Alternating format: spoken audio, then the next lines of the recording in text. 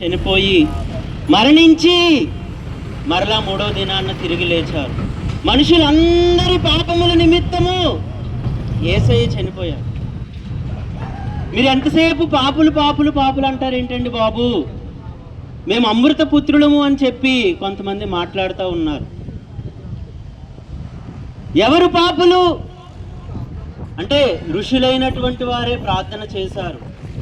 అసతో మా సద్గమయా తమసో మా జ్యోతిర్గమయా మృత్యోర్మా అమృతంగమయా. మేము అసత్యములో ఉన్నాము, మాకు సత్యము తెలియచేయండి. చీకటిలో ఉన్నాము, మమ్మల్ని వెలుగులోనికి నడిపించండి. అబద్ధములో ఉన్నాము, మరణములో ఉన్నాము, మమ్మల్ని జీవములోనికి నడిపించమని చెప్పి ఋషులైన వారే ప్రార్థన చేశారు. మనుషులందరి పాపాలను తీసివేయడానికే యేసయ్య ఈ లోకానికి వచ్చారు. మనిషి తాను నడుస్తున్న మార్గం ఏమిటో తెలియకుండా అందరూ ఏకాకులుగా ఒక్కటే త్రోవలో దేవుడు ఇచ్చినటువంటి మార్గంలో నడవకుండా త్రోవ తప్పి తిరుగుతూ ఉన్నప్పుడు ఆ దేవాతి దేవుడే, నిన్ను నన్ను చేసినటువంటి సృష్టికర్త అయిన దేవుడే ఈ లోకానికి వచ్చి సిలువలో చనిపోయాడు. యేసయ్య ఎందుకు చనిపోవాలి? ఇంకా బోల్డ్ మంది ఉన్నారు కదా,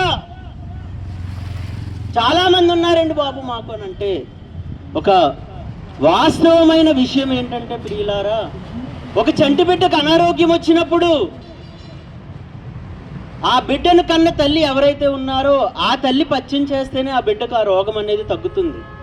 ఊళ్ళో ఉన్న తల్లులందరూ పచ్చం చేస్తే ఆ బిడ్డకు రోగం తగ్గదు. కన్న తల్లి ఎవరైతే ఉన్నారో, ఆ బిడ్డకు పాలిచ్చే తల్లి ఎవరైతే ఉన్నారో ఆవిడ మాత్రమే పచ్చం చేసి పాలిస్తే ఆ బిడ్డకి ఆ రోగం అనేది తగ్గుతుంది.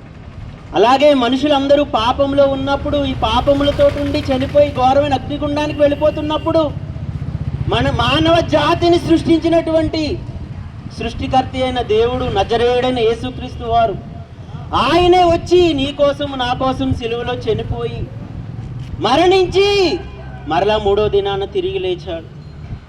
ప్రభు అయిన యేసునందు ఎవరైతే విశ్వాసం ఉంచుతారో వారు జన్మము చేత కర్మము చేత ఉన్న పాపముల నుంచి విడిపించబడి మరి ఈ లోకంలో మీరు అందరూ బాగుండాలి, ఈ లోకంలో అన్ని విషయాలు మీరు విజయం సాధించాలి, అలాగే యుగ యుగాలు ఆనందకరమైనటువంటి పరలోకంలో కూడా మీరు ఉండాలని మేమందరం ఇక్కడ సువార్త చెబుతా ఉన్నాము. ప్రభు అయిన యేసునందు విశ్వాసం ఉంచండి, అప్పుడు మీరును మీ ఇంటి వారును రక్షించబడతారు. ఆయన చేతులు చాపి పిలుస్తూ ఉన్నా, నా యొద్దకు వచ్చేవాని నేను ఎంత మాత్రమూ త్రోసివేయను అని చెప్పి ఆలోచించండి, దయచేసి అన్వేషించండి. బొందులో ప్రాణం ఉన్నప్పుడే మన గుండె కొట్టుకుంటున్నంతసేపే మనకి అవకాశం ఉన్నది. ఎప్పుడు మరణం అనేది వస్తుందో తెలియదు, ఎప్పుడు చనిపోతామో తెలియదు. మేము ఈరోజు మీ దగ్గరకు వచ్చాము, ఈ మాటలు చెప్పడానికి వచ్చాము, మేము పొందుకున్న మేలు ఉపకారం మీకు చెప్పడం కోసం వచ్చాము.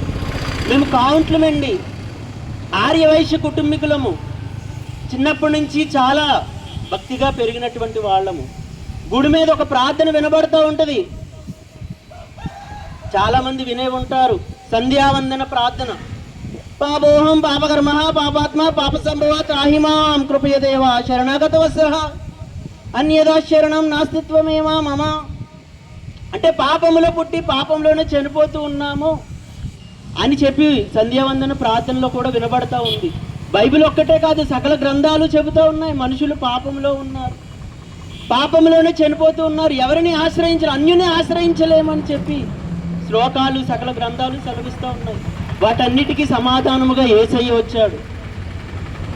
పాపులను రక్షించుటకు నేను ఈ లోకానికి వచ్చానని చెప్పిన ఏకైక వ్యక్తి దేవుడు, నజరేయుడైన యేసుక్రీస్తు వారు. నశించిన దానిని వెతక రక్షించడానికి ఆయన వచ్చాడు, నీ కోసం నా కోసం వచ్చాడు.